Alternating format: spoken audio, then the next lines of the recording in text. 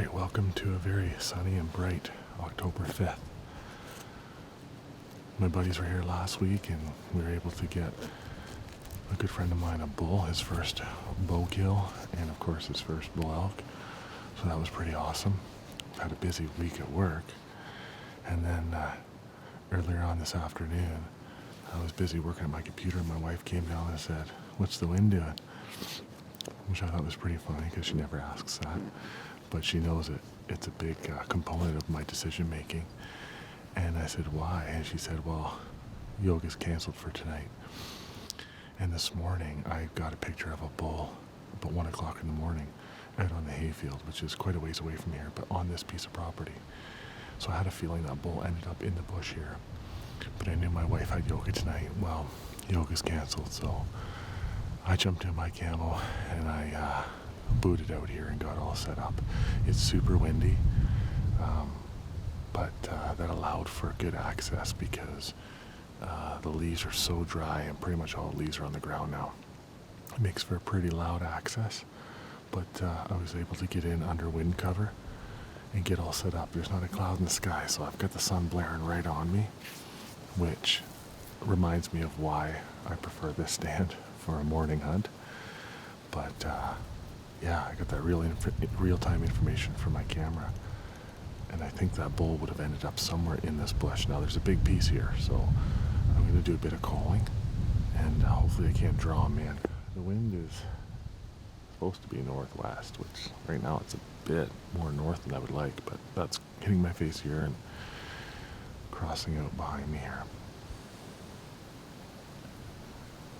But kind of a quick last minute hunt, and let's see if I can draw a bull in and get the go-ahead animal for this season. We're already a few days into October here, and